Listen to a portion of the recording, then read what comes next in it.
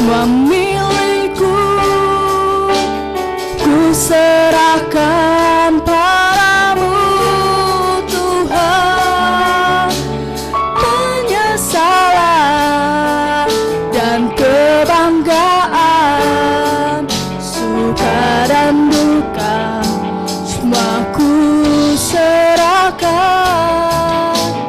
Yang berlalu, yang akan datang, hasrat dan harapan yang terbayang, masa depan dan rencanaku, semua ku serahkan dalam tanganmu.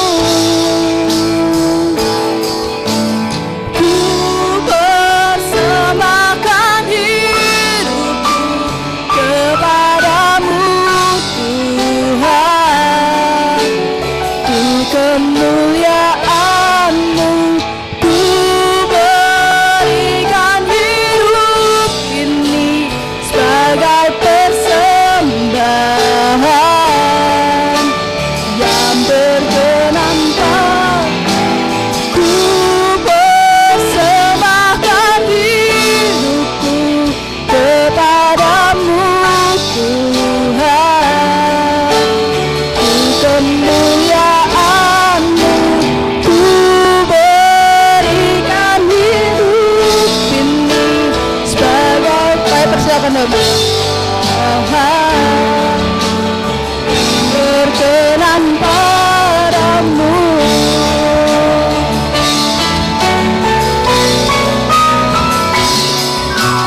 Ku persembahkan hidupku kepadamu Tuhan, ku kemuliaan-Mu, ku berikan hidup ini sebagai persembahan yang berkenan padamu. Mari dengan segenap hati kita katakan, ku persembahkan. Ku persembahkan. Kami datang di hadirat-Mu pada siang hari ini Tuhan, membawa hidup kami dengan segala kerinduan kami Tuhan. Kami mempersembahkan tubuh kami sebagai persembahan yang hidup, yang kudus dan yang berkenan di hadapan Tuhan. Hina mata karapa sike kata kaya ralapa. Jemaat sendiri nyanyikan. Ku persembahkan kepadamu. Engkau melihat setiap hati anak-anak-Mu Tuhan yang datang dengan kerinduan. Holmaya syakata, penuhi setiap kami Tuhan. Kami berikan hidup kami sepenuhnya buat Tuhan.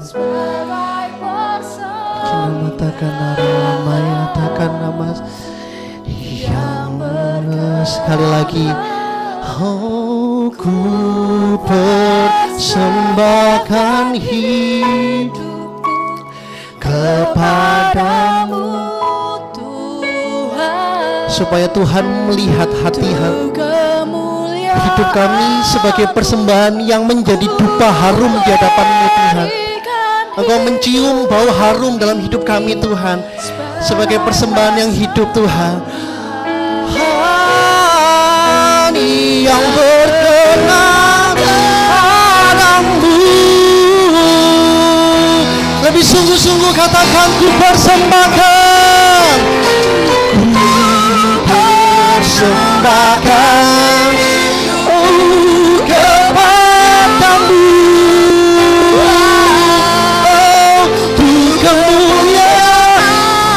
Tuhan, ku berikan hidup ini sebagai persembahan.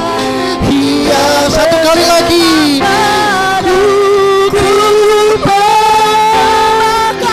Daralah mata kana maya syakata kana rala maya takana rala. Oh, ku kemuliaan-Mu. kami berikan hati kami Tuhan. Bagai Persembahan yang berkenan padamu, ku berikan hidupku sebagai persembahan, bagai persembahanmu. Mari kita menyembah Tuhan. Ini hidup kami. Kinamaya takandara lamaya syakandara lama takandara lama. Ini hidup kami, ini hati kami Tuhan. Kami berikan sepenuhnya di hadapan-Mu Tuhan. Kurala mata kanara lama. Mari kita mau ambil waktu sejenak untuk kita mau menyembah Tuhan. Buka hati saudara, berikan hidupmu sepenuhnya untuk Tuhan. Hura mata kana basiki kata kanara lama ya sheba kanara. Oh, ini hidup kami, ini hati kami.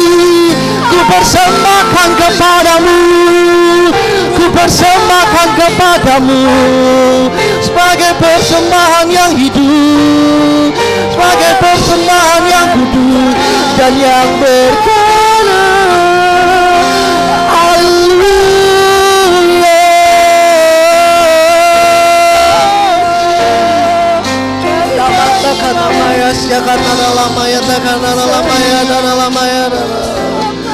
Kami bersyukur Tuhan.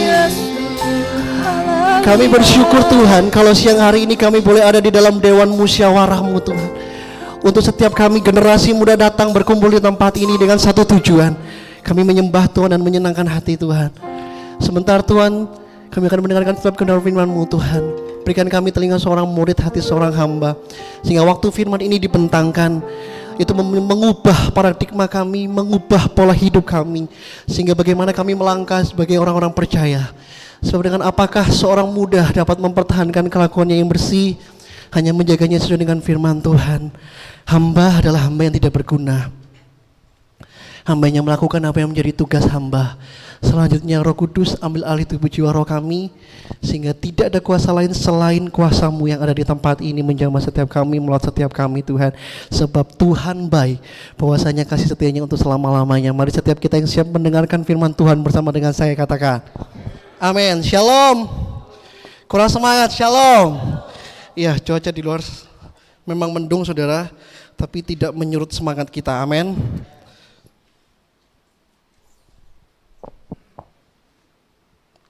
Kita langsung aja saudara masuk dalam materi mengenai tema kita hari ini akan bicara tentang chaos and order saudara.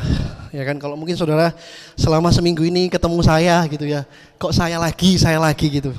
Tapi hari ini kita akan sama-sama belajar saudara satu materi yang mungkin ini relate dengan kehidupan kita saat ini. Apa yang terjadi saat-saat ini saudara. Bicara mengenai chaos and order, artinya adalah kekacauan dan keteraturan tuh. Dua kata yang berbeda, dua kata yang sama-sama kontras. Tapi bagaimana kita bisa melihat ada kesenjangan di sana, ada satu jarak di sana, tetapi di mana kita bisa melihat tentu bukan dari perspektif kita, tentu bukan dari persepsi kita, tapi kita akan melihat bagaimana kebenaran firman Tuhan itu yang menuntun langkah kita. Sehingga waktu kita melihat segala sesuatu yang terjadi di dalam dunia ini, kita bisa melihat dari kacamatanya Tuhan. Makanya saya selalu bilang begini, kita ini sebagai orang Kristen, sebagai anak Tuhan, mesti up to date dengan zaman sekarang, dengan keadaan sekarang ini saudara. Sebab apa? Keadaan sekarang ini, fenomena-fenomena yang terjadi saat ini, peristiwa-peristiwa yang terjadi saat ini, itu sebenarnya memberikan alert atau memberikan warning buat setiap kita, khususnya buat kekristenan di akhir zaman ini saudara. Sadarkah kita bahwa kita ini sudah memasuki di sebuah zaman akhir? Nah, kita ini sudah bersiap belum? Kita udah melakukan persiapan belum? Atau jangan-jangan kita cuma sebagai anak-anak Tuhan yang nyantai, duduk diam sebagai jemaat, ya udah yang penting setiap hari Minggu saya datang, setiap hari Minggu saya pelayanan, selesai. Tidak saudara, kita harus melihat bahwa keadaan dunia ini semakin runyam. Dan kita nggak bisa menafikan itu. Sebagai orang-orang percaya di dalamnya, kita ini juga ikut-ikutan tergerus di dalamnya. Nah, bahaya buat kita sebagai anak-anak muda kalau kita tidak punya iman yang kokoh, kita nggak punya pondasi iman yang benar, kalau kita nggak punya pemahaman yang benar tentang firman Tuhan. Nah, waktu kita punya pemahaman yang benar tentang firman Tuhan, itu membentuk iman kita, sehingga iman itu loh yang menuntun setiap langkah-langkah kehidupan kita.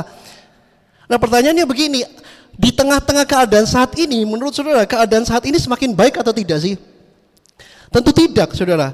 Nah ini yang disebut semacam apa ya, kekeosan gitu saudara ya kan. Chaos artinya dalam Webster Dictionary, ini mana gambarnya? Oke, kelewatan. Dalam Webster Dictionary, chaos itu artinya a state of utter confusion. Jadi artinya satu keadaan total yang membingungkan, saudara. Kita masuk di era ini loh, saudara. Pernah nggak sih kalian masuk ya kan? Mungkin dalam pekerjaan kalian sehari-hari, saya juga pekerja sekuler, saudara. Atau mungkin saudara sedang melayani Tuhan, atau saudara sedang beraktivitas di kuliah studi kalian. Tiba-tiba kalian masuk dalam satu keadaan yang saya mesti lakukan apa? Karena kondisi keadaan sekitar kita membuat kita atau seakan-akan menggoyahkan iman kita, sehingga kita ini jadi anak muda yang gampang bingung, saudara. Nah, arti chaos itu artinya satu keadaan total yang membingungkan. Yang kita ini nggak tahu harus buat apa nih. Dan itu bukankah yang terjadi hari-hari ini? Gereja mulai kebingungan tuh, ya kan? Hamba-hamba Tuhan mulai kebingungan. Sebab apa? Mereka nggak tahu apa yang harus mereka kerjakan dan apa yang akan mereka kerjakan, saudara. Sebab kalau kita melihat keadaan sekarang ini, keadaan saat-saat ini, Jokowi ini kita sudah tahu ya berita ini, saudara. Dia mengatakan di beberapa kepala-kepala pemimpin negara, saudara. Ya kan, bukan kepada gubernur, ya kan, bukan wali kota, RT, RW, enggak, saudara. Ini pada tingkat dunia. Pemimpin dunia. Jokowi mengatakan begini, tahun 2023 itu gelap, saudara. Ya kan, dan ada banyak di YouTube, saudara bisa lihat tuh video-videonya, ya kan. Bagaimana persiapan untuk menjelang tahun 2023. Ini kita sudah hampir 2 bulan lagi, lebih lah, akan meninggalkan tahun 2022. Pertanyaannya, saudara sudah bersiap belum? Saudara siap nggak menghadapi tahun 2023? Untuk teman-teman yang mungkin kuliah atau sekolah itu nggak terasa banget, tapi buat mereka yang pengusaha, mereka yang bekerja di sekuler itu terasa amat sangat, saudara. Apalagi saya sebagai sales, saudara, ya kan, marketnya itu sepi, gitu ya. Tapi regional manager saya itu bilang, jangan bilang pasar sepi, bilang aja kuenya mengecil. Ya podo ae lah Pak, ya kan. Memang bahasa marketing itu memang gitu, saudara, menstimulasi dan membrainwashing kita supaya ayo semangat tuh. Tapi faktanya itu gitu, ya kan. Ini saya juga pusing, saudara. Target belum masuk, belum capai, ya kan. Loh iya, kita dituntut sebagai seorang sales untuk mencapai target tertentu. Loh, tapi keadaan pasar, keadaan market itu sulitnya minta ampun, saudara. Ya kan? Ini bukan sekedar menawarkan produk sebiasa gitu, saudara. Enggak gitu ya. Kan enggak mungkin orang bisa stok keramik begitu banyak, saudara. Kan enggak mungkin makan keramik banyak ini. Di sini ada yang makan keramik? Enggak kan? Kan enggak mungkin orang juga stok semen begitu banyak. Saya juga kayak bergerak di distributor bahan bangunan, saudara. Semua toko yang menjadi area saya selalu mengeluh. Jawabannya bilang, masa sih kantor enggak tahu keadaannya sekarang. Ya kan, dari kantor kita di-push. Ayo capek-capek dari kantor. Dan kita sales kan mau nge-push toko, ngelihat muka pemilik toko udah kasihan gitu ya kan. Kita datang itu udah kayak jadi beban buat mereka. Gitu ya kan. Makanya sekarang saya datang ke toko itu udah enggak nanya orderan, saudara. Kita nongkrong aja ngomongin tentang kehidupan, ya kan, tentang nabi-nabi mungkin atau tentang apalah yang membuat mereka enggak pusing. Tapi setelah itu terakhir, ya udah bah, nambah keramiknya bah, atau apa. Nah itu buat tambah pusing lagi, saudara. Lo iya loh, untuk bagi kami pekerja sekuler, pekerja yang karyawan apalagi ya, itu sulit. Apalagi untuk saya yang dituntut target. Dengan target yang besar, tapi marketnya begitu sempit. Yang disebut kuenya mengecil itu tadi. Kesulitan buat kita, bahkan tahun 2023 kita juga nggak ngerti. Saya pun juga agak was-was, saudara. Tahun 2023 ini apakah saya akan tetap sales keramik ya, saudara? Atau yaudahlah saya tak jadi full timer aja. Ya enggak, saya enggak mau ambil gampangnya gitu ya. Jangan pikir full timer tuh gampang saudara, ya Kak Evir ya.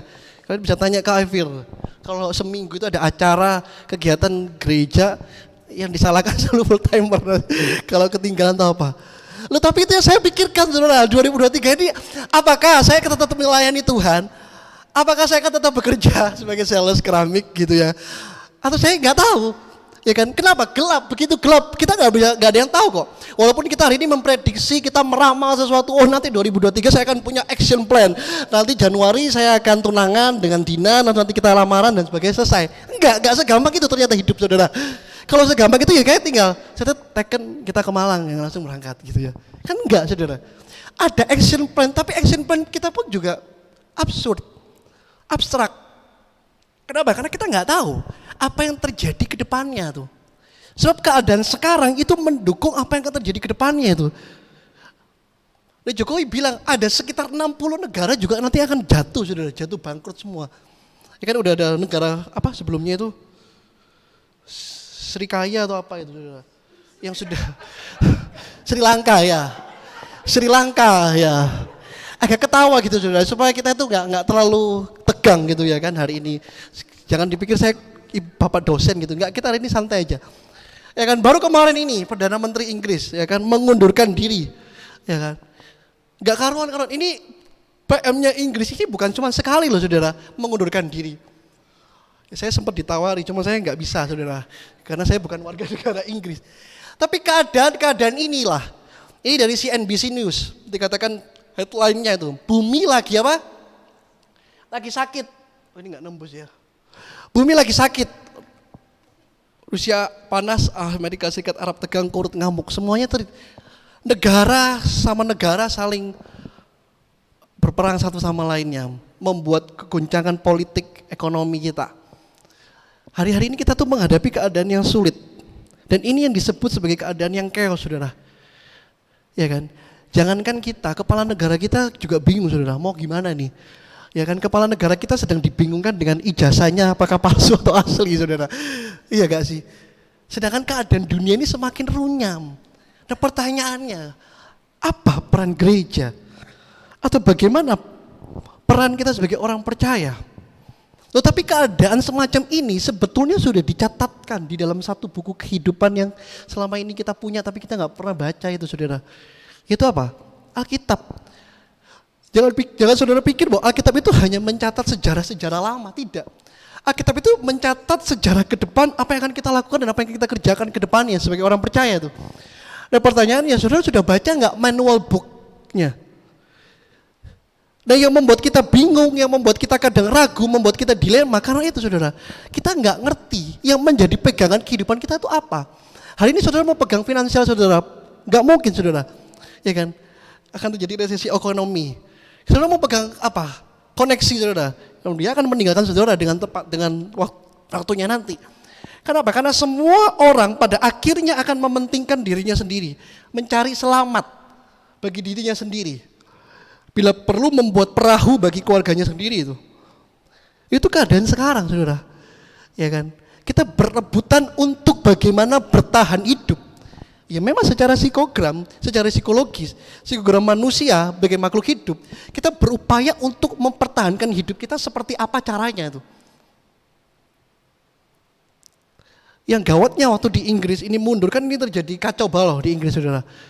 Mereka susah cari pekerjaan, makan juga susah, bahkan mau tuh sampai yang wanita, pekerja wanita, itu mereka bilang bahwa saya cari kerja sampingan itu apa? Seks bebas itu, dia jadi seks panggilan itu loh saudara. Saking saking butuhnya uang saudara. Tetapi keadaan ini memang sudah tercatatkan dan sudah ada saudara. Nah, bagaimana kita bisa melihat situasi saat ini? Kita akan sama-sama buka yuk di dalam Yesaya pasal 24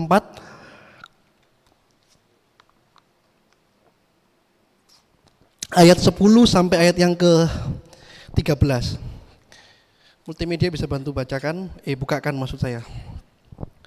Yesaya pasal 24 ayat 10 sampai 13.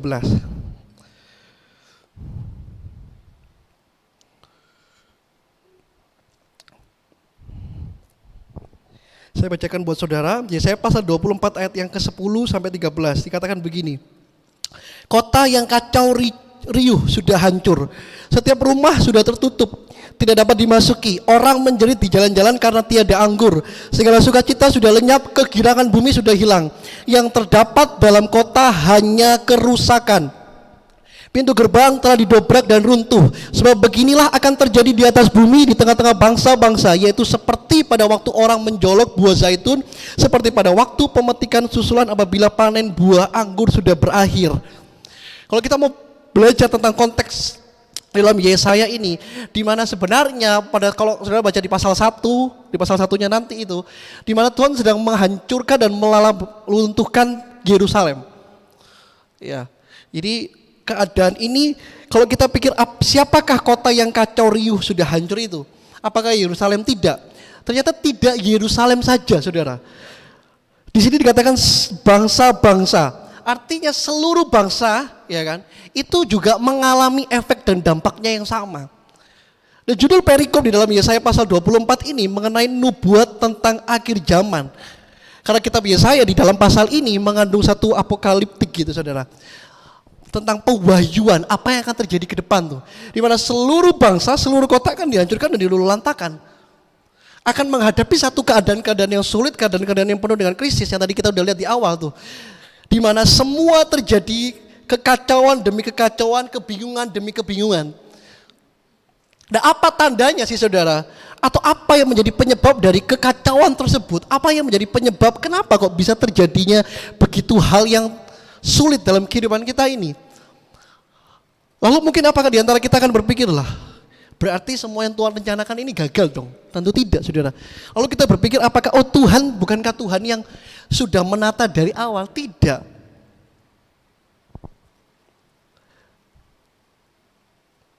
Nah, apa yang menjadi penyebab dari kekacauan ini sebenarnya? Ada dua hal, saudara. Yang pertama, di ayat pasal 24 ayat 4 dikatakan begini, bumi berkabung dan layu, ya dunia merana dan layu, langit dan bumi merana. Itu di ayat 4. Di ayat yang 1 pasal 24 di ayat gini, sesungguhnya Tuhan akan menanduskan bumi dan akan menghancurkannya, akan membalikan permukaannya dan akan menyerahkan penduduknya. Kita kan selalu mencari-cari gini, siapa penyebab di balik semua masalah ini? Ya kan? Sebagai manusia kita tentu akan seperti itu. Kita berupaya untuk mencari siapa troublemaker di balik semua ini. Nah, padahal kalau kita mau melihat situasi yang sulit ini, situasi yang kacau ini, situasi yang membingungkan itu, karena memang ini yang pertama, karena kita masuk pada tahap atau pada waktu yang disebut ini, the end of time. Kalau saya mau ngomong bahasa simpelnya tuh udah expired, saudara, bumi kita ini. Makanya dikatakan gini, bumi berkabung dan layu, dunia merana dan layu, langit dan bumi merana. Karena kita ini masuk di akhir zaman, saudara. Di mana bumi tidak seindah pertama kali, saudara, waktu kecil, ya kan? Atau tidak seindah di mana waktu orang tua saudara lahir, ya kan? Kenapa? Karena memang ada masanya. Pengkhotbah bilang pasal 3 gini, segala sesuatu yang ada, itu ada masanya. Ada waktunya. Setiap masa ada waktunya. Jadi hari ini apapun yang terjadi dalam dunia ini, itu punya waktunya sendiri, saudara. Punya masa expirednya sendiri itu. Nah, dunia ini sedang masuk ke arah sana itu. Kalau menurut Yesaya nih, ya kan, saya nggak sedang menebak-nebak tuh, ya kan.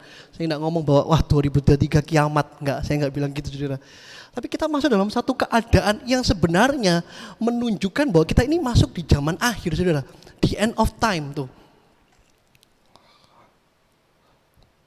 Di dalam 2 Timotius dikatakan begini, saudara, ketahuilah bahwa pada hari-hari terakhir akan datang masa yang sukar. Perhatikanlah bahwa pada hari-hari terakhir masa-masa kesukaran akan datang. Perhatikanlah.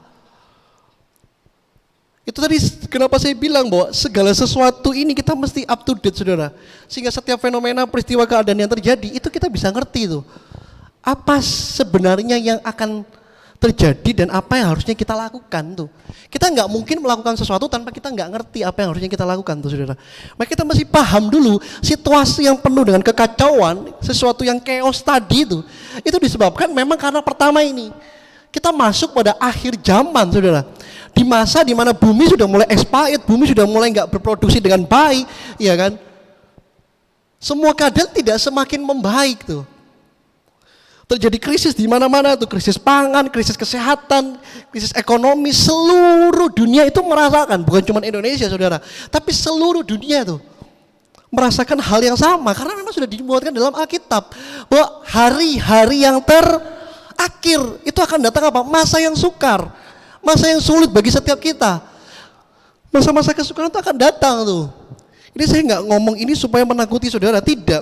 Ini membuka pikiran kita, membuka mata hati kita bahwa ini bukan waktunya kita lagi senang-senang ya kan, kongko-kongko, enggak saudara. Ini waktunya kita wake up, kita bangun saudara. Apa yang harus saya kerjakan nih di tengah-tengah kekeosan yang terjadi, di tengah-tengah kekacauan yang terjadi? Apakah kita didapati sebagai anak-anak Tuhan yang siap tuh? Jangankan dunia saudara, kehidupan manusia pun juga ada pada akhirnya tuh, iya kan? Setiap yang ada di dalam dunia ini selalu punya batasnya sendiri. Kenapa?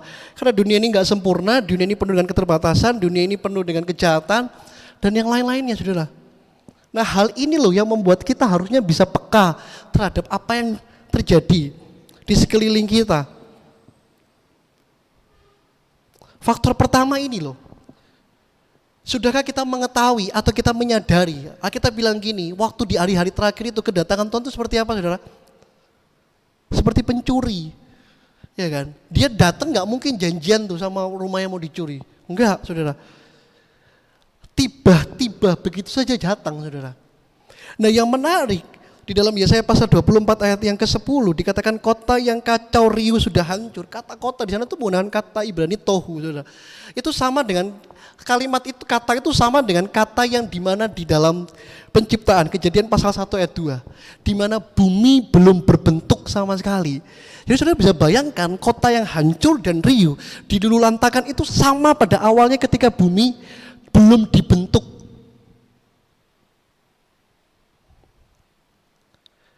Kenapa? Karena dunia ini bukan tempat kita kok. Di dalam 2 Korintus pasal 5 kita mengatakan bahwa kemah di dalam dunia ini akan diangkat, akan dibongkar.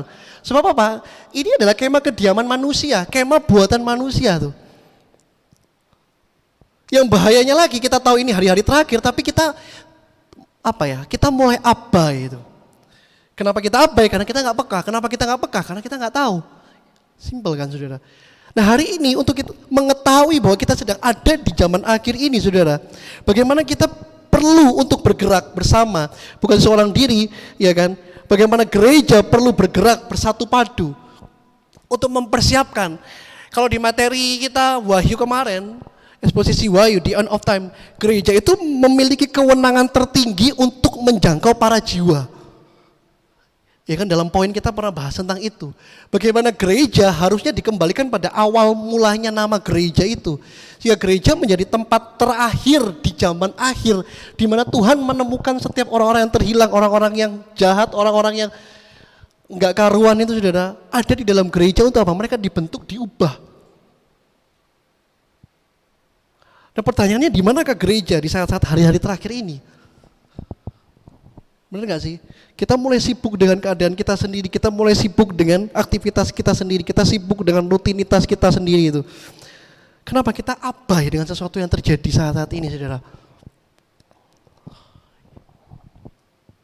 Padahal itu menjadi alarm buat kita tuh. Menjadi warning bahwa waktu Tuhan itu sudah semakin dekat.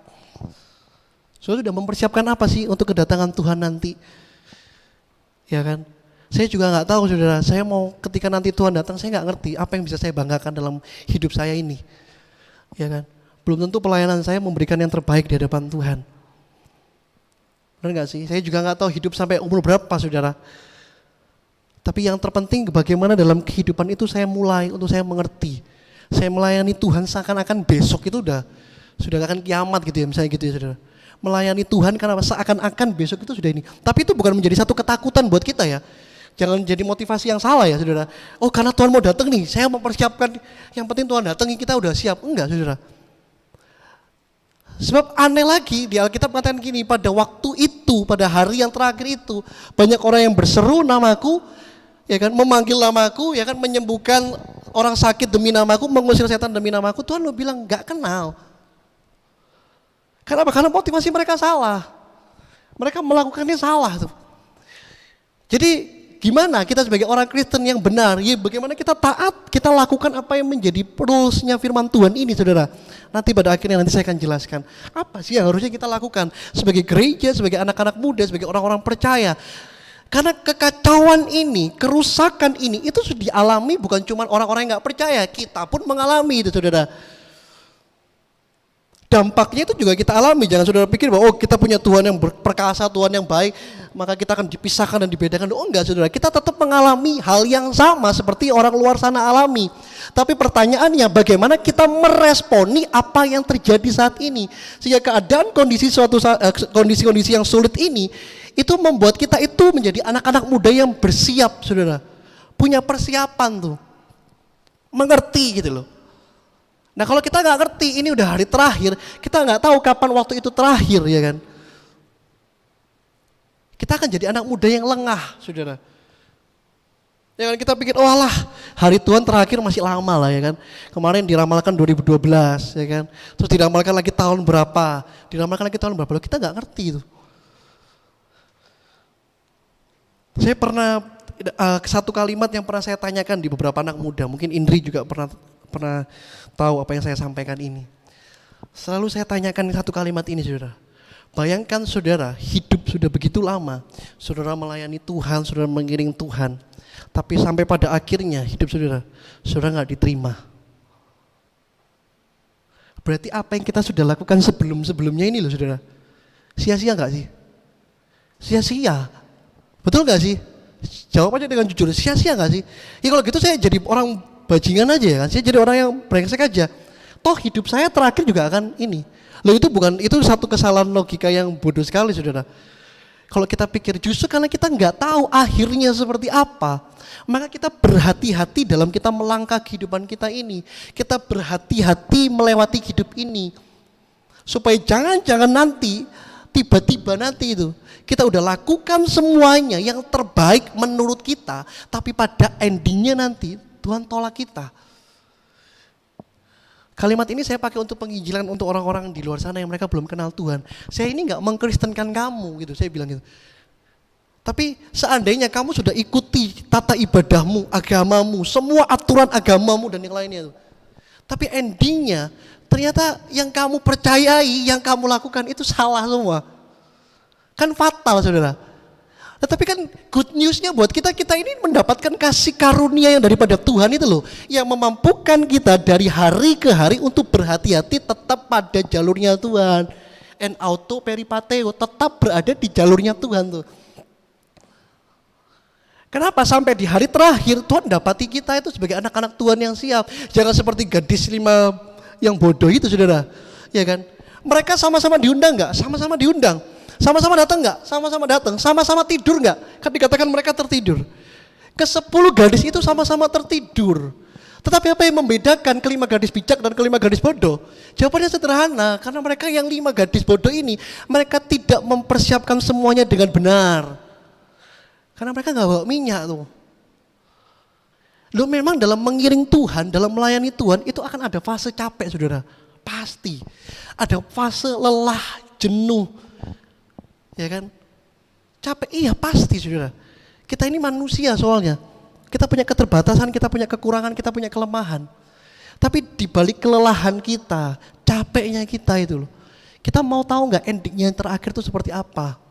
Masa kita sudah memulai semuanya dengan baik, lalu kita mengakhirinya dengan tidak baik saudara? Kan ironis bukan? Hari ini ayo kita mengerti dulu. Bahwa kita ini masuk di era zaman terakhir tuh. Saya mesti persiapkan diri saya tuh. Supaya apa? Suatu waktu nanti Tuhan datang. Tuhan dapati kita itu jadi anak-anak muda yang siap. Menjadi gereja Tuhan yang siap. Nah itu hal yang pertama. Kenapa terjadi kekeosan, terjadi kekacauan, ketidakteraturan di dalam kehidupan ini. Dalam peristiwa-peristiwa yang terjadi saat ini karena memang bumi sudah masuk dalam expirednya, saudara. Ya kan? Semua yang diproduksi di dalam dunia ini pasti ada masa expirednya. Apapun itu, saudara. Semen aja ada expirednya kok, saudara. Jangan dibilang semen gak ada expirednya, ya kan. Semen kalau atos gimana membuat, ya kan. Kalau udah keras, gak bisa. Ini segala sesuatu ada, pasti ada masa expirednya, ada masa habisnya, saudara. Karena kebetulan saya orang kuliner, kalau orang nggak biasa bikin roti, ya kan, dia kan bingung gitu, ya kan. Dia memang pasti bingung kalau dia nggak biasa buat roti. Tapi menjadi problem gini, waktu dia udah ikuti step by step, ya kan. Ini selalu ada keluhan yang datang kepada saya bilang, loh saya ini udah ikuti step per step, ya kan, dari YouTube ngikuti cara bikin roti gitu ya, roti yang empuk, roti yang enak, roti yang bisa mengembang dengan baik. Tapi kok tetap bantet, saudara. Tahu ya bantet ya, saudara. Bantet itu kalau roti sama batu bata itu bisa sama gitu ya kan. Artinya bantet itu gitu, saudara. Nggak bisa dimakan, watos gak karuan, saudara. Nah, orang bingung apa salahnya di mana? Saya udah ikuti step per step. Oh, saya juga adonan sudah benar, mixing juga udah benar, bahan-bahan ingredients yang ada sudah saya lakukan benar. Nah, tapi ada satu faktor yang penting di situ, saudara. Bagaimana kita udah kenal nggak bahan-bahan yang kita pakai itu, saudara? Itu ngaruh, saudara. Karena kalau telur yang basi, saudara, telur yang bau ini juga akan membuat roti ini jadi nggak bisa berkembang dengan baik. Walaupun juga akan baunya juga nggak enak, saudara. Dari gula, dari butter, dari garam yang kita pakai itu kita mesti ngerti itu. Step by step bahan-bahan yang akan digunakan tuh. Nah, yang terpenting dalam untuk membuat roti itu mengembang adalah yeast, saudara, atau vermipan tuh. Nah, makanya itu untuk biasa mencoba vermipan ini masih berfungsi atau tidak, yeast ini berfungsi atau tidak. Biasanya dicoba dengan apa? Ada yang tahu nggak? Dijilat itu lah, dijilat malah. Bukan dijilat, saudara, ya kan? Yeast mbok jilat, lidahmu ngembang. Ya. Tapi yeast itu ditaruh di air yang hangat, saudara. Ditaruh gitu, saudara. Nanti didiamkan, kalau dia yeast itu berproses dengan benar, ya kan, dia kan agak ada busa-busa gitu, saudara. Tapi kalau enggak, ya dia enggak akan terjadi apa-apa, ya cuman butir-butir gitu saja. Artinya yeast itu mati. Ya kan, yeast itu vermipan, saudara, ya kan, ragi, ya, supaya gampangnya. Itu yang membuat roti bisa mengembang. Nah, kadang itu yang tidak bisa dimengerti itu. Nah, harusnya kita juga sebagai orang Kristen itu seperti begitu, saudara. Kita udah diperlengkapi dengan kapasitas, ya kan, kita melayani dengan benar, datang ke gereja rutinitas teratur. Tapi ada satu faktor yang membuat kita itu bisa ditolak sama Tuhan. Itu yang mungkin nggak tahu, ya kan, itu area yang Tuhan sendiri yang bisa tahu itu, ya kan. Saya nggak bisa tahu apa yang area yang Marco nggak lakukan tuh. Yang tahu cuma Tuhan tuh. Kelihatannya aja dia di atas mimbar, kelihatannya aja dia bisa ngomong firman, ya kan. Kan kita nggak tahu sehari-harinya kayak gimana, saudara. Mencuri kah atau gimana, kita nggak mengerti, saudara. Tapi enggak lah. Nah, makanya faktor pertama ini, saudara, adalah faktor di mana dunia ini sedang masuk dalam masa-masa terakhir. Yang kedua, apa yang menjadi penyebab dari kekeosan ini, saudara? Penyebab dari kekeosan ini di ayat yang kelima dikatakan gini, bumi cemar karena penduduknya, sebab mereka melanggar undang-undang, mengubah ketetapan dan mengingkari perjanjian. Hal yang kedua menjadi penyebab dari kekacauan dan kebingungan ini, saudara. Human factors. Itu problema yang dialami oleh manusia itu sendiri, saudara. Makanya kalau tadi di awal kita bilang, loh, di manakah Tuhan di balik semua kekacauan ini? Bukan dia adalah God is orderly, bukan dia adalah Allah yang teratur, Allah yang mengatur segala sesuatunya. Loh, iya memang benar gitu loh. Keteraturan itu menjadi sifat Allah, bukan kekacauan gitu loh. Tetapi kadang yang menjadi penyebab kekacauan di balik kerusakan semuanya itu ini manusia, saudara. Itu sama kalau kita bilang bahwa, loh, kenapa kok kejahatan semakin ada, tapi Tuhan tetap ada. Loh, iya. Karena bukan Tuhan yang menjadi penyebab. Ini bukan bicara soal kadarnya, saudara. Bukan bicara soal besar kecilnya kekacauan yang dibuat, tidak. Tetapi siapa di balik itu? Siapa yang menjadi penyebab di balik itu? Itu apa? Faktor manusia itu sendiri. Dikatakan di pasal 24 ayat 5 ini, bumi ini cemar karena apa? Penduduknya sendiri. Kenapa? Karena mereka melanggar undang-undang, mengubah ketetapan dan mengingkari perjanjian, saudara. Tapi ini sebenarnya sudah dibuatkan waktu waktu para murid melihat bait suci yang begitu megah, saudara, begitu mewah, begitu elegan berdirinya. Yesus cuman bilang, suatu saat kamu akan lihat tidak ada batu yang terletak di atas batunya, semua akan dihancurkan. Sebab yang menjadi kebanggaan orang Israel pada waktu itu selain ibu kotanya yaitu Yerusalem, saudara. Banyak hal yang dibanggakan orang Israel itu. Selain dia mendapatkan privilege dari Tuhan, selain dia mendapatkan kitab Taurat daripada Tuhan, selain dia mendapatkan keistimewaan menjadi ibu kota waktu itu, Yerusalem. Salah satu kebanggaannya ya ini, bait suci, saudara. Itu menjadi berhalanya bangsa Israel. Kenapa? Karena mereka bangga loh. Mereka bisa bangun dan dirikan suatu tempat yang dimana menjadi kediaman Tuhan. Tapi Tuhan bilang loh, Tuhan itu gak bisa dibatasi oleh tempat, keadaan, situasi, kondisi yang ada. Jadi kita gak perlu merasa bahwa cuman gereja ini aja Tuhan hadir. Enggak, saudara. Di rumah saudara juga Tuhan bisa hadir. Sebab dia omnipresent, saudara. Nah pertanyaannya, sadar gak sih kita bahwa kita ini menjadi biang keroknya dari semuanya ini, saudara. Manusia menjadi satu hal yang penyebab utama di mana kejahatan, kekacauan, kerumitan itu terjadi. Bayangkan ya, ketika bumi ini, kita kembali pada konteks aslinya di mana dikatakan kota itu hancur dan riuh, itu kan menggunakan kata tohu di mana bumi belum dibentuk. Saya bisa bayangkan Kejadian pasal 1 ayat 2. Kita bilang gini, bumi itu belum berbentuk. Jadi bentuknya aja belum ada, saudara. Tapi yang menariknya begini, di balik kekacauan itu yang tidak berbentuk, chaosnya itu, kita mengatakan gini, roh Allah melayang-layang di atas permukaan bumi. Dan disitulah Tuhan mulai berkata dengan firman-Nya, fun yafakun jadi terang, fun yafakun jadi ini, fun yafakun jadi itu. Tuhan tata dari hari pertama sampai hari terakhir tuh. Ya kan? Di ayat 31-nya pasal 1, Tuhan bilang apa? Semua amat sangat baik. Lu semuanya itu begitu teratur di dalam apa? Di dalam rencananya Tuhan tuh. Tetapi ini loh yang menjadi kekacauannya apa? Semenjak Adam jatuh dalam dosa dan Hawa jatuh dalam dosa, di situ mulailah tatanan yang Tuhan sudah buat begitu rupa, tatanan yang sudah Tuhan buat begitu indah buat Adam dan Hawa.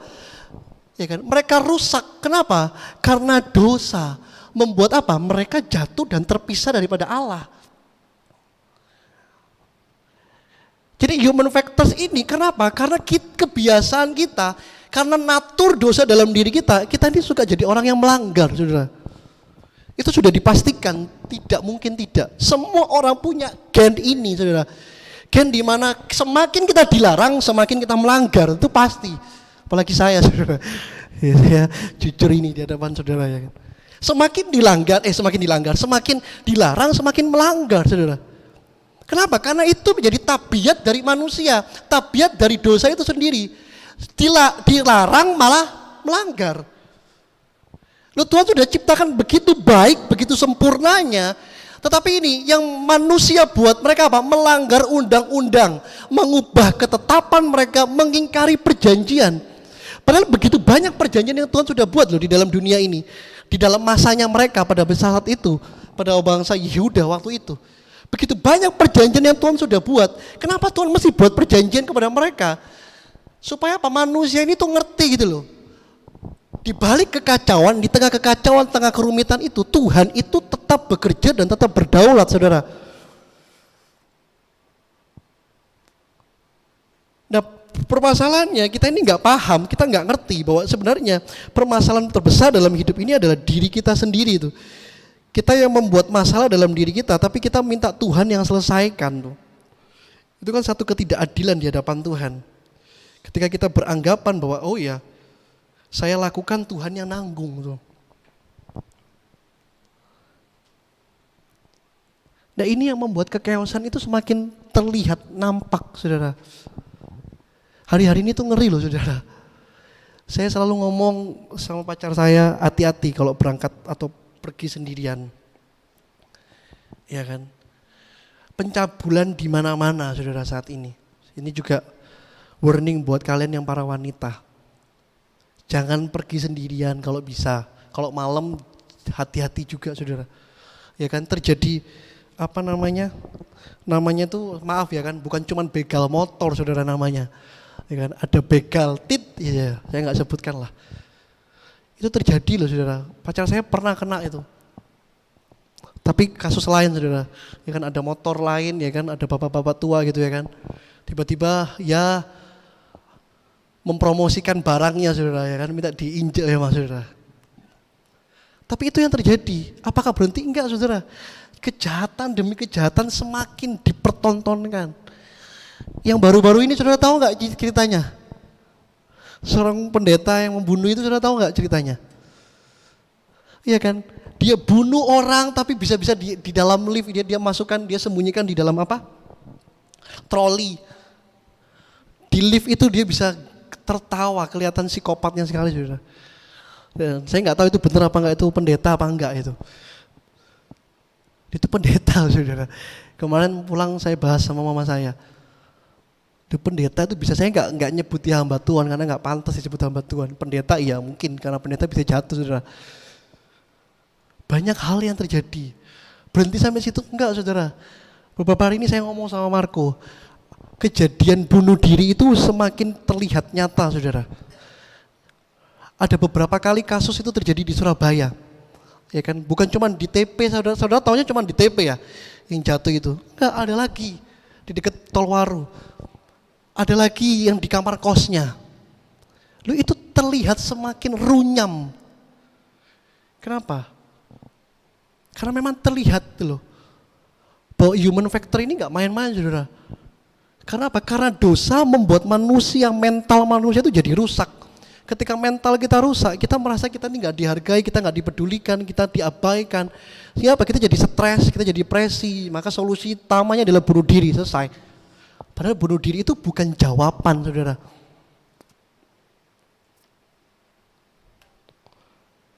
Mengenaskan bukan hari-hari ini.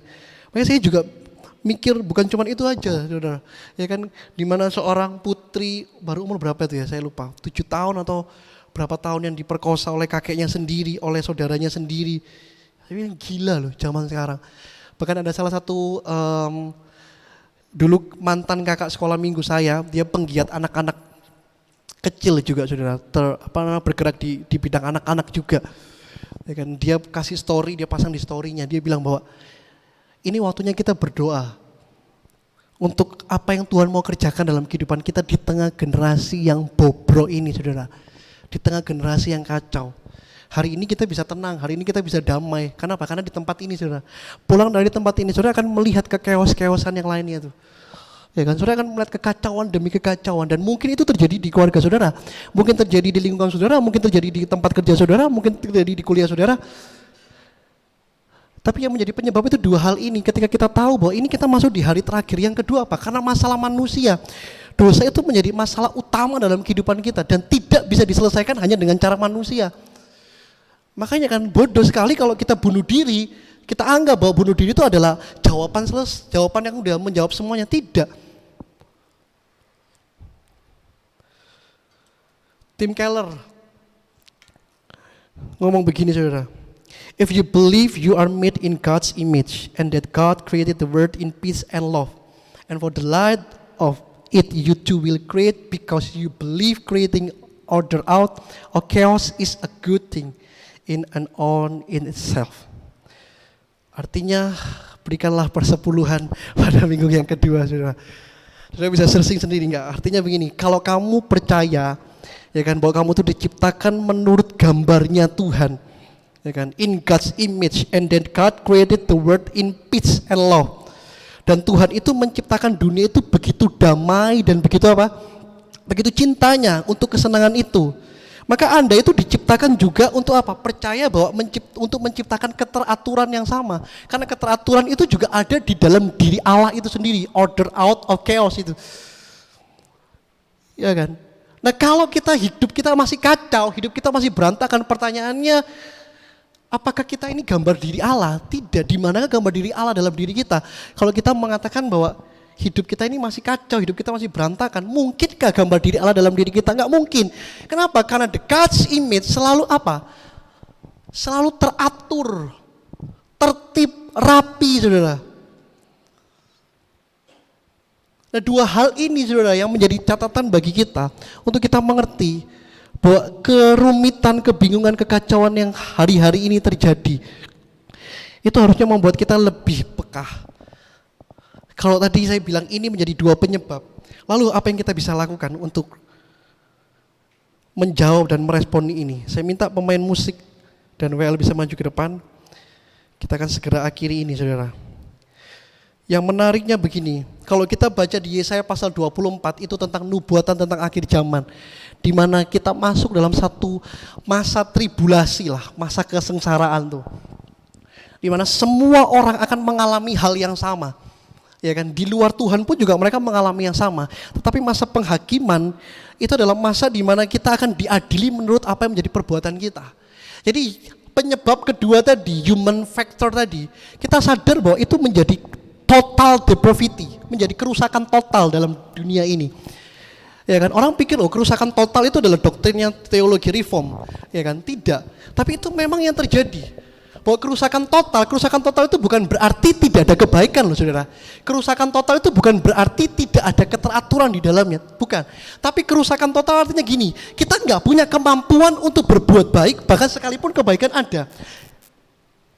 Ini yang sering disalahpahami apa digagal pahami tentang doktrin reform mengenai total depravity. Waktu saya belajar total depravity, memang dunia ini sedang masuk dalam kerusakan total, saudara. Nah, bagaimana kita menyikapi ini? Pasal 25 dengan cepat yuk. Pasal 25 bilang begini, ayat yang ke-6, ayat yang ke-7 dan ayat yang ke-8. Multimedia bisa bantu bacakan lagi.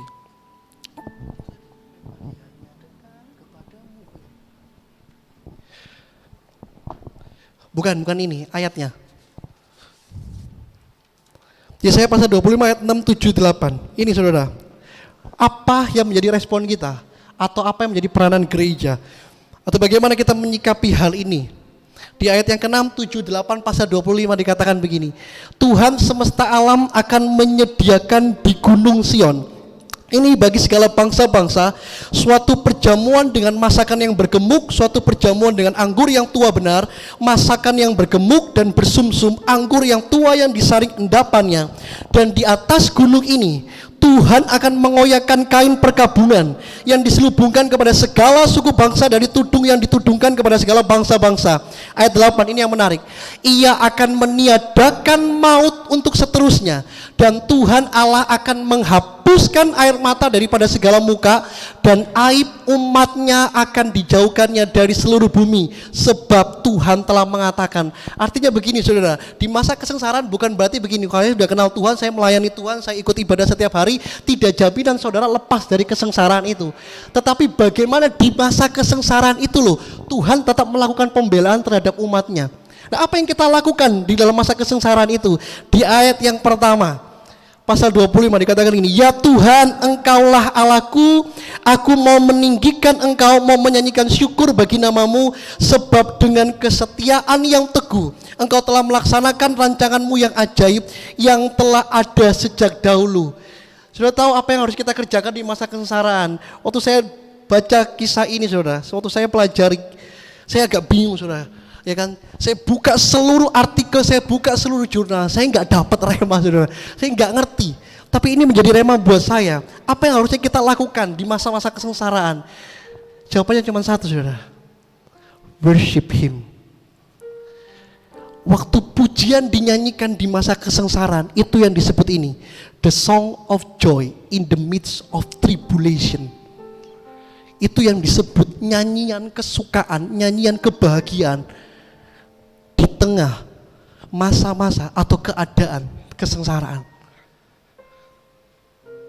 Nah, pertanyaannya, bisa gak sih saudara, saat kekacauan dunia ini membuat saudara tetap tenang di dalam hadirat Tuhan? Bisa gak sih saudara, di tengah-tengah dunia yang kacau balau, di tengah-tengah keluarga yang ribut, ya kan, di tengah-tengah keadaan pelayanan yang sikut-sikut, saudara bisa gak tetap tenang? Di tengah-tengah keadaan dunia yang mencengangkan, saudara bisa gak tenang? Dan saudara mulai memuji dan meninggikan nama Tuhan.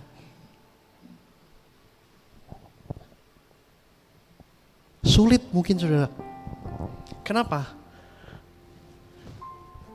Karena kita kebiasaan melihat fakta yang terjadi itu. Seakan-akan Tuhan gak peduli, seakan-akan Tuhan apa, enggak. Tetap ada hal yang saudara dan saya mesti kerjakan. Jawabannya sederhana bukan? Iya, sederhana. Karena memang gak ada yang bisa kita lakukan saudara untuk mengubah kekacauan ini. Selain saudara cuma datang berdiam di hadirat Tuhan. Yang menariknya begini saudara.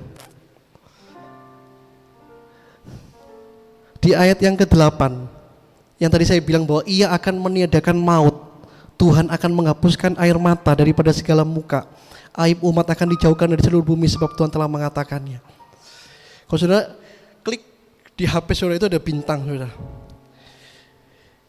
Itu akan membuka di dalam 1 Korintus pasal 15 ayat 54. 1 Korintus 15 ayat 54. Dikatakan begini, dan sesudah yang dapat binasa ini mengenakan yang tidak dapat binasa, dan yang dapat mati ini mengenakan yang tidak dapat mati, maka akan genaplah firman Tuhan yang tertulis, maut telah ditelan dalam kemenangan. Kalau saudara cuma baca begini saudara gak akan ngerti. Tapi saya mau jelaskan kalimat ini rema yang saya dapat. Saudara gak bisa datang kepada Tuhan hanya dengan tubuh jasmani saudara. Makanya dikatakan gini, yang binasa, yang dapat binasa itu harus kita tanggalkan. Kita mesti mengenakan yang tidak binasa, supaya yang tidak binasa ini, ya kan, itu membuat kita tidak dapat mati. Saudara gak bisa datang Tuhan hanya dengan ragawi saudara. Saudara mesti robek itu. Saudara mesti masuk dalam satu proses yang disebut batinia. Kenapa? Karena Allah itu roh. Kita gak bisa menyembah Tuhan hanya dengan tubuh fisik kita gini saudara. Makanya begini, kalau kita cuma nyembah Tuhan cuma sekedar lip sync, lip service saja saudara. Cuma sekedar yang penting tangan saya gerak ya kan, yang penting tangan saya angkat tangan. Enggak. Saudara mesti masuk dalam satu tahapan ini. Satu tahapan di mana saudara harus matikan diri saudara supaya roh saudara itu terikat kepada Tuhan. Sehingga apa? Kekacauan demi kekacauan yang terjadi di tengah dunia ini loh. Saudara mesti tahu bahwa Tuhan tetap hadir bagi setiap kita. Selesai sampai situ saudara? Tidak. Yang kerennya tuh begini saudara. Di dalam Wahyu, karena ayat ini ada korelasinya di dalam Wahyu saudara. Terakhir aja saudara. Wahyu pasal yang ke-7 ayat 17. Sebab anak domba yang di tengah-tengah takhta itu akan menggembalakan mereka dan akan menuntun mereka ke mata air kehidupan, dan Allah akan menghapus segala air mata dari mata mereka. Kalau saudara baca di pas ayat-ayat sebelumnya, itu ada satu pujian bilang begini, keselamatan bagi anak domba, keselamatan bagi anak domba. Itu muncul orang-orang yang berjubah putih. Saudara tahu, waktu orang-orang ada tua-tua di situ tanya, siapakah mereka yang berjubah putih? Alkitab mencatatkan gini, mereka yang bebas dari masa kesengsaraan dan mempertahankan imannya. Dan ayat 17 yang tadi kita baca, anak domba di tengah-tengah takhta itu menggembalakan mereka ini loh, mereka yang berjuang di tengah kesengsaraan, mereka yang tetap menyembah Tuhan dan memuji Tuhan di tengah kesengsaraan itu. Tuhan bawa, Tuhan gembalakan mereka kepada bukan air mata tangisan saudara, tapi kepada mata air kehidupan. Sehingga di tengah kekacauan yang ada yang mengakibatkan kematian demi kematian, berapa banyak kematian terjadi hari-hari ini saudara. Tapi beruntunglah kita waktu kita didapati Tuhan sebagai penyembahnya Tuhan. Maka di situ kita akan menemukan Tuhan. Mungkin hari ini saudara bertanya, di manakah Tuhan saat keluargaku sedang kacau balau? Mungkin saudara bertanya gini, di mana Tuhan di tengah-tengah pelayanan yang semeraut? Mungkin saudara bertanya gini, di manakah Tuhan di saat hamba-hamba Tuhan mulai berjatuhan semuanya? Di manakah Tuhan di tengah kekacauan, kerumitan, kebingungan? Jawabannya sederhana, temukan Tuhan di tempat di mana saudara pernah bertemu dengan Dia. Makanya saudara, hari ini simpel aja kok saudara. Saudara mesti datang sama Tuhan. Saudara dekat sama Tuhan. Itu yang memastikan kehidupan saudara tetap di dalam kendalinya Tuhan. Mari pejamkan mata kita. Kita akan nyanyikan satu pujian. Kita masuk dalam penyembahan saudara. Mata karamas katakan. Inilah hidup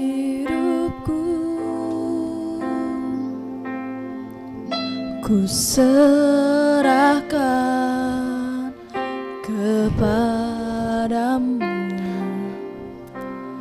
Inilah hati. Bilang sama Tuhan, Tuhan ini hidupku, Tuhan ini hatiku.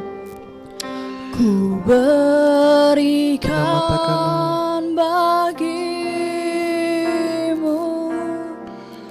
Ku tahu Tuhan rancanganmu yang terbaik bagiku. Ku tahu Tuhan pengorbananmu yang mulia bagiku. Yuk sama-sama datang sama Tuhan. Hanya dekat kepadamu. Ora pasya katakan namanya.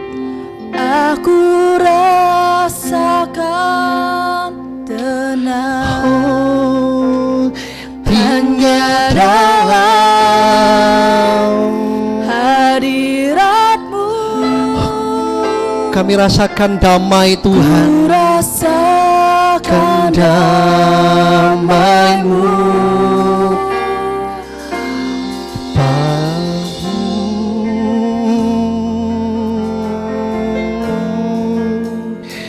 Katakan ini hidup kami Tuhan. Inilah hidupku, ku serahkan kepadamu. Inilah hatiku, ku berikan bagimu. Ku tahu Tuhan rancangan-Mu yang terbaik, rancangan Tuhan terbaik dalam kehidupan kita. Ku tahu pengorbanan-Mu, ku tahu Tuhan pengorbanan-Mu yang mulia bagiku. Hanya dekat kepadamu aku rasakan tenang. tinggal dalam hadiratmu ku rasakan damai-Mu.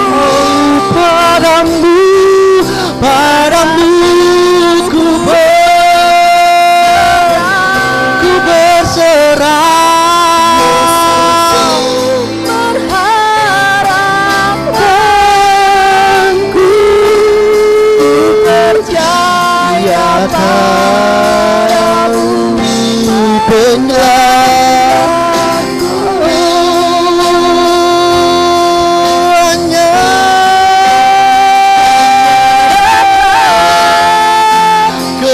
padamu. Kami rasakan tenang Tuhan. Kita maralabaya syadakaralabaya syada. Oh, hanya dalam hadiratmu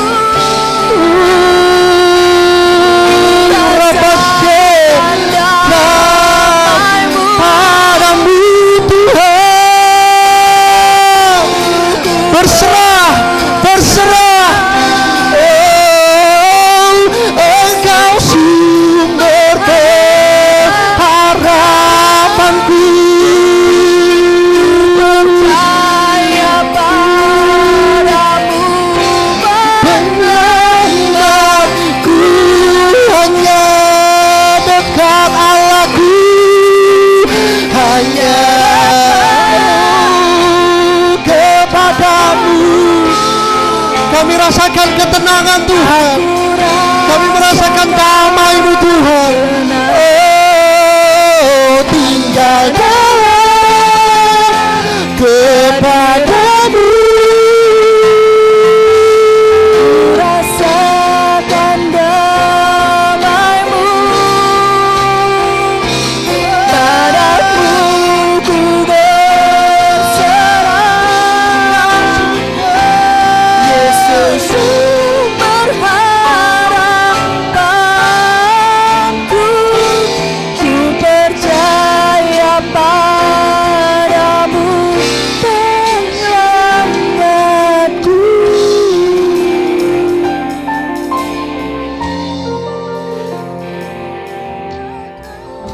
Konklusi firman Tuhan pada siang hari ini bicara begini, saudara. Ketika Tuhan menegaskan kehendaknya di dalam penghakimannya, Tuhan mau mengakhiri tatanan manusia yang ada. Sehingga di dalam arti tertentu Tuhan kadang bawa kita di dalam kekacauan demi kekacauan, saudara, untuk menunjukkan begini, bahwa dunia akan semakin berakhir. Dunia ini bukan tempat tinggal kita, saudara. Harusnya saudara dan saya menantikan langit baru dan bumi baru yang Tuhan akan sediakan. Yang kedua, kekacauan yang ada karena memang adalah masalah manusia itu sendiri, saudara. Faktor manusia yang terkungkung dalam dosa membuat manusia hidup seenaknya sendiri, sehingga manusia semakin jahat. Alkitab juga mengatakan, biarlah yang jahat tetap tambah jahat, tapi yang suci biarlah tetap suci, saudara. Sebab aku akan datang segera dengan membawa upahku, untuk membawa kemenangan demi kemenangan bagi setiap kita. Jawaban ini sederhana, saudara. Di tengah kekacauan dunia, sudahkah saudara dan saya datang berdiam di dalam hadirat Tuhan? Sebab tidak ada tempat yang paling indah di dalam dunia ini, saudara. Dunia ini penuh dengan keberisikan. Saudara mesti datang di dalam kesunyian itu, saudara. Temukan Tuhan di dalam kesendirian, saudara. Temukan Tuhan di dalam sana. Itu yang saya sebut sebagai lagu atau pujian kebahagiaan di tengah keadaan yang menyengsarakan, saudara. Bahkan di tengah keadaan yang menyengsarakan, di tengah keadaan-keadaan yang sulit, saudara dan saya didapati Tuhan sebagai pemuji dan penyembah Tuhan. Ini saja kok, saudara, yang Tuhan rindukan.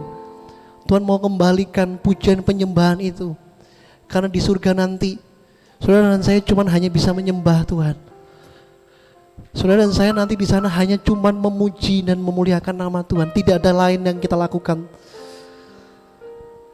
Dan itu yang mesti kita latih di dalam dunia ini, saudara. Itu harusnya menjadi gaya hidup di dalam diri kita. Masuk bukan cuma sebatas ragawi kita, tapi merobek ragawi kita supaya menembus batinia kita, mengalami Tuhan dan kehendaknya dalam kehidupan kita. Sebabnya saudara dan saya mengerti dalam firman Tuhan ini, membuat peringatan dalam diri saya, menjadi perhatian dalam diri saya, bahwa ini yang saya lakukan sebagai orang percaya. Sudahkah saya tekun mengikut Tuhan? Sudahkah saya tekun mengiringi Tuhan? Sudahkah jam doa itu masih ada dalam diri kita? Sudahkah kita membaca Alkitab setiap hari, saudara? Kelihatannya sederhana, tapi sesuatu yang sederhana itu bisa berdampak yang besar, Tuhan. Sudah tahu, ini yang saya rindukan nanti ketika saya dipanggil pulang ke rumah Bapa. Satu hal yang saya rindukan, Tuhan bicara kepada saya, sabaslah engkau hai hambaku yang baik dan setia, masuklah dalam perjamuan kawin anak domba. Bukankah itu suara yang harusnya kita rindukan hari-hari ini, saudara? Di tengah-tengah kerumitan dunia ini, saudara, di tengah-tengah kekacauan dunia ini, saudara dan saya perlu sebuah ketenangan, saudara dan saya perlu sebuah kedamaian. Kedamaian bukan berarti absen dari setiap kekacauan, saudara, tidak. Tetapi kedamaian artinya begini, Dia Allah yang tetap hadir, memastikan di tengah kekacauan itu Dia berdaulat penuh atas kehidupan kita. Pertanyaan yang mau gak kita tetap menyembah Tuhan sekalipun kita lelah, sekalipun kita mulai jenuh, sekalipun kita mulai capek. Sebab penyembahan yang tidak terbatas itu akan membuat hati Tuhan disenangkan, saudara. Mari kita nyanyikan pujian ini menjadi doa setiap kita, bahwa hanya dekat Tuhan saja kami merasakan tenang. Hanya dekat Allah saja kami boleh merasakan kedamaian. Hanya kepadamu aku rasakan tenang. Semuanya tutup mata, kita datang sama Tuhan pribadi demi pribadi. Saudara alami Tuhan. Kita matakan naralamaya, masuk ke dalam hadirat Tuhan.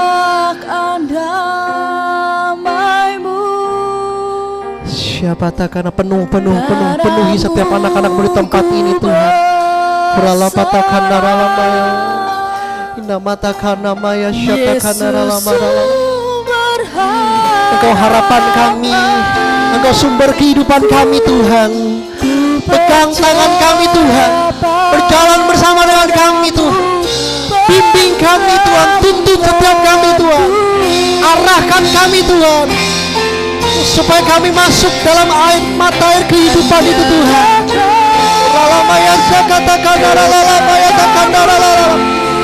Itu sebabnya Roh-Mu Tuhan, dalam nama Yesus, penuhi setiap anak-anak-Mu di tempat ini Tuhan. Dengan roh pujian dan penyembahan Tuhan. Ku berserah, surrender.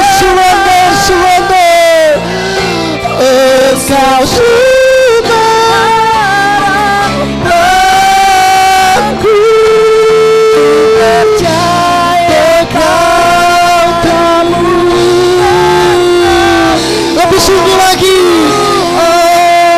hanya dekat, hanya datang Tuhan.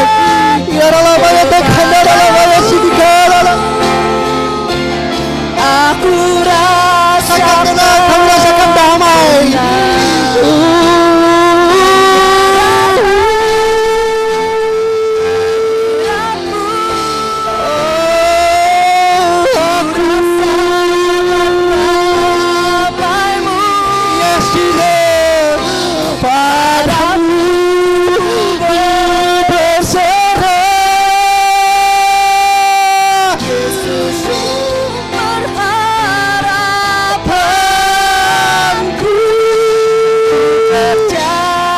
Sama-sama menyembah Tuhan.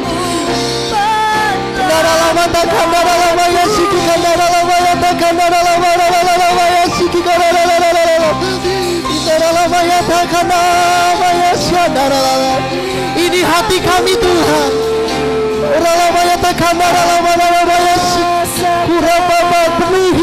Penuhi setiap anak-anak-Mu di tempat ini Tuhan, dengan pujian penyembahan-Mu Tuhan.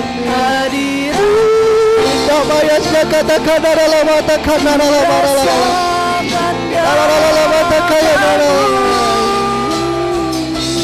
padamu ku berserah,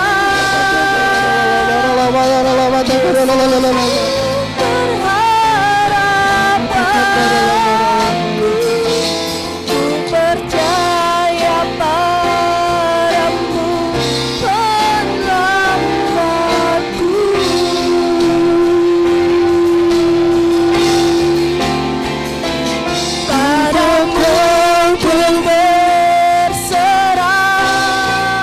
Matakana ralamaya katakana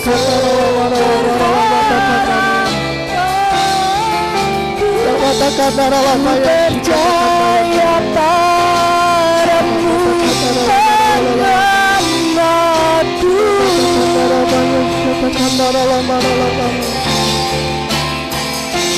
ku percaya padamu penyelamatku. Mata kana maya shata kana rala maya takana rala maya shana mata kana rala maya. So pada hari-hari terakhir Tuhan mau menemukan setiap kita sebagai hati-hati, memiliki hati sebagai penyembah yang menyembah dalam roh dan kebenaran. Kalau saudara rindu, saudara didapati Tuhan sebagai penyembah-penyembah. Saudara boleh bangkit berdiri bersama dengan saya. Hanya saudara yang rindu menjadi penyembah-penyembah yang benar. Saudara bisa bangkit berdiri. Saya akan berdoa. Tuhan melihat setiap mereka Tuhan, setiap anak-anak-Mu yang hadir pada siang hari ini Tuhan. Kami mau deklarasikan hidup kami sebagai generasi-generasi yang penyembah. Sehingga di tengah-tengah keadaan dunia yang kacau ini, Tuhan dapati setiap anak-anak muda di tempat ini berdiri atas kebenaran firman Tuhan. Tuhan mendapati kami sebagai anak-anak yang hidup di dalam kebenaran Tuhan. Kami didapati Tuhan sebagai umat Tuhan yang hidup tetap pada jalurnya Tuhan, tetap pada yang menjadi kehendak Tuhan.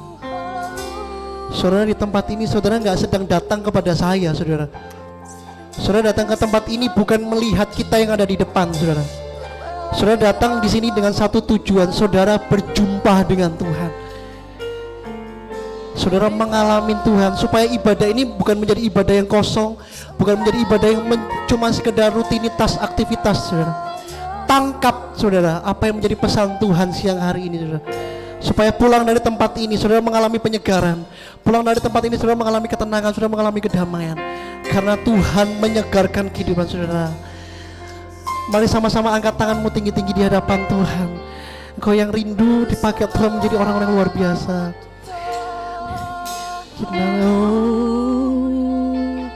Ku tahu hidupku adalah penyembah.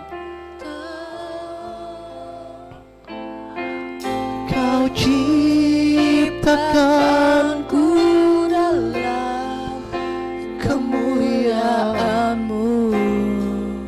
Ucapkan dari dalam hati saudara, saudara adalah penyembah yang sejati. Ku tahu hidupku berharga di mata-Mu, Segenap hidupku, segenap hidupku. persembahkan. Saudara yang rindu saja nyanyikan, ku tahu hidupku. Ku tahu hidupku adalah penyembahan. Dalam nama Yesus, Kau ciptakanku dalam kemuliaan-Mu.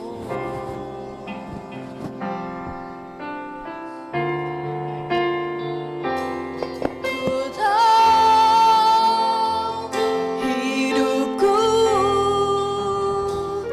berharga di mata-Mu,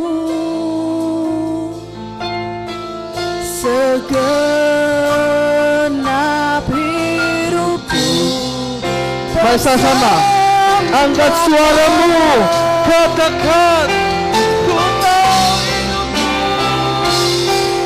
tahu hidupku adalah penyembahan. Kau ciptakanku dalam kemuliaan-Mu. hanya Engkau yang tahu setiap kehidupan kami, Bapa. Ku tahu hidupku berharga di mata-Mu, segenap hidupku persembahkan. Segenap hidup kami, Tuhan, gak ada satupun yang kami luputkan. Segenap hidupku persembahkan. Segenap Segenap hidupku persembahkan. berikan sorak-sorai kemuliaan bagi nama Tuhan. Ya Bapa, lewat ibadah siang hari ini kami percaya, kami kembali diingatkan Tuhan, bahwa kekacauan semakin hari, mungkin bulan depan, mungkin tahun depan, kondisi tidak semakin membaik Tuhan. Ada satu masa di mana semakin hari kami harus semakin diproses sama Engkau Tuhan. Dan lewat firman Tuhan pada siang hari ini, boleh sama-sama menjadi satu alarm bagi kami, yaitu kami adalah makhluk yang penuh dengan ketergantungan. Kami adalah makhluk pribadi yang butuh penyertaan-Mu saja Bapa. Tapi kami percaya Tuhan, di tengah kehancuran, di tengah kekeosan dunia yang saat ini karena digerogoti oleh dosa, tapi kami sadar, kami menemukan satu pribadi yang memberikan kami rasa tenang, yang memberikan kami rasa kedamaian, sehingga kami boleh bersama-sama berkata, kami tetap damai di tengah badai itu Tuhan, yaitu berjumpa dengan pribadi-Mu saja Tuhan. Untuk itu kami percaya Tuhan, lewat firman Tuhan ini bukan secara kognitif saja kami sadar, tetapi lewat perilaku kami, lewat hati kami diubahkan. Kami belajar Tuhan bahwa hanya satu pengharapan kami yang kami taruh di dalam dunia ini, yaitu pengharapan di dalam nama-Mu saja Tuhan. Kau telah memakai hamba-Mu Peter Christian dalam firman Tuhan pada siang hari ini, tambahkan setiap hikmat pewahyuan, biarlah boleh lewat kehidupannya banyak jiwa-jiwa itu mengenangkan Tuhan. Kami berdoa juga buat pekerjaannya Tuhan, mungkin setiap target, usaha, kami percaya Tuhan, barang siapa yang menaruh pengharapan di dalam Tuhan, tidak ada satupun yang mengecewakan. Kami percaya Tuhan, waktu-Mu adalah waktu yang terbaik dalam setiap kehidupan kita Tuhan. Kami juga berdoa Tuhan buat gereja-Mu yang ada di tempat ini, khususnya di bulan Oktober ini, gereja kami boleh bertambah 1 tahun dalam usia pelayanan. Angka 11 ini bukan bicara soal angka saja. Perayaan ulang tahun bukan cuma sekedar seremonial saja Tuhan, tapi lebih daripada itu, kami mau belajar dari setiap perayaan ini adalah sebuah esensinya Tuhan, yaitu bagaimana kasih-Mu selama 11 tahun tidak pernah terputus menyertai setiap pelayanan gereja-Mu ini Tuhan. Kau mau berdoa buat persiapan perayaan minggu depan Tuhan. Kami percaya biarlah setiap perayaan ulang tahun gereja di minggu depan ini, setiap jemaat boleh mendapatkan sukacita. Setiap para pelayan Tuhan, setiap para volunteer, setiap para pastoral, semuanya Tuhan boleh sama-sama bersukacita, bahkan merekatkan satu sama lain. Dan sebab hanya satu yang merekatkan, yaitu kasih-Mu, bukan daripada yang lain Tuhan. Engkau memakai setiap persiapan panitia yang ada Tuhan. Kami percaya Tuhan, Kau yang telah memilih setiap panitia ini Tuhan. Biarlah Engkau sendiri saja itu Tuhan yang campur tangan dalam setiap persiapan acara ini Tuhan. Kami juga berdoa buat setiap youth yang ada di tempat ini Tuhan. Kami percaya Tuhan, pengharapan kami tidak akan pernah sia-sia ketika kami berjumpa dengan Engkau Tuhan. Dan sebentar lagi kami juga akan memberikan persembahan. Bapak, kiranya Kau memberkati setiap persembahan yang kami berikan ini. Biarlah boleh menjadi berkat. Biarlah boleh kami kembalikan lagi untuk pekerjaan nama-Mu saja Tuhan. Kami mau memberi persembahan ini dengan penuh ucapan syukur hanya di dalam nama Tuhan Yesus. Haleluya. Amin. Silakan duduk teman-teman. Sambil persembahan boleh dijalankan, akan ada beberapa pengumuman yang boleh sama-sama kita ikuti ya. Jadi teman-teman pastikan juga untuk bisa gabung dalam ibadah doa malam GAP Miracle Center setiap hari Kamis jam 7 malam di tempat ini. Dan untuk minggu depan, Kamis depan maksudnya, kita akan dilayani oleh hambanya Pendeta Jimmy Edison. Lalu teman-teman juga pastikan minggu depan hadir dalam ibadah raya GAP Miracle Center pukul 9 pagi, karena pada saat minggu depan tanggal 30 Oktober kita akan merayakan spesial ulang tahun gereja yang ke-11.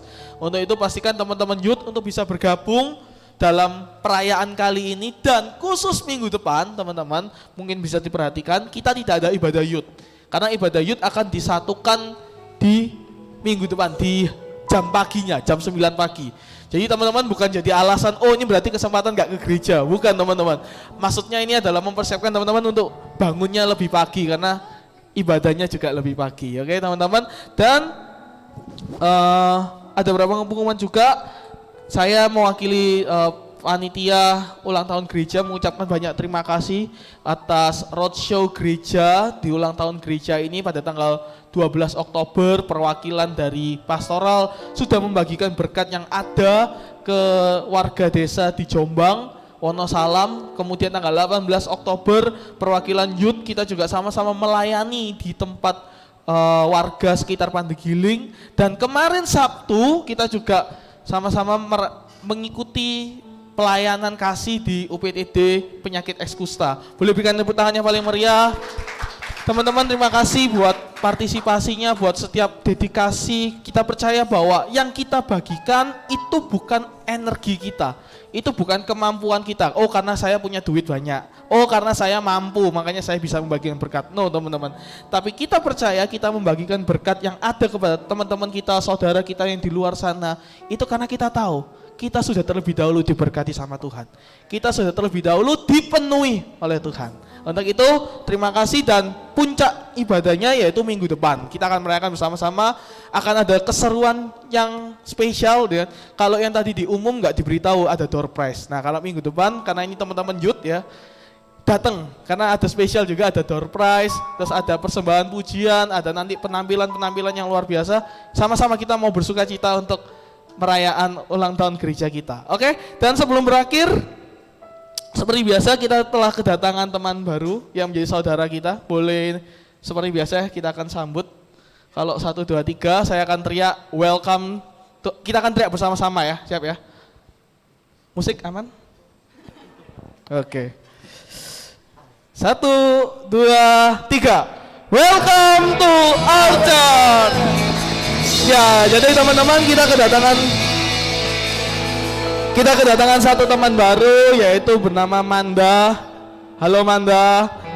Welcome to our church. This is the best place to call home. Selamat beribadah. Semoga semakin hari boleh terberkati dan tertanam dalam GAP Miracle Center. Minggu depan datang lagi, 2 minggu depan datang lagi. Leo ajak ke sini ya. Oke. Pastikan untuk gabung, dan ya itu saja pengumuman minggu ini. Sampai ketemu minggu depan. Tuhan Yesus memberkati. Tuhan memberkati. Mari kita akhiri ibadah, saya undang semuanya bangkit berdiri. All my life you have been faithful, and all my life you have been so good. With every breath that I am able, I will sing of the goodness of God. Sekali lagi katakan. And all my life you have been faithful, and all my life you have been so good. With every breath that I am able, I will sing of the goodness of God. And all my life you have been faithful, and all my life you have been so good. With every breath that I am able, I will sing of the goodness of God. I will sing Of the goodness of God. I will sing of the goodness of God. Beri kemuliaan buat Allah kita. Terima kasih Tuhan buat ibadah yang luar biasa. Kembali kami diizinkan Tuhan untuk menaikkan setiap puji sembah kami. Bahkan kami kembali diingatkan oleh kebenaran firman-Mu di dalam setiap keadaan yang hari ini. Mungkin di luar apa yang kami prediksi, apa kami pikirkan, apa yang tidak bisa kami handle. Kami tetap punya Tuhan, dan kami dikembalikan pada panggilan kami untuk menjadi seorang pemuji, penyembah yang benar di hadapan-Mu Tuhan. Terima kasih Tuhan, berkati setiap anak-anak-Mu Tuhan yang hadir pada siang hari ini. Setiap mereka yang mengambil bagian untuk pelayanan di tempat ini, Tuhan melihat setiap hati mereka, setiap kesungguhan hati mereka.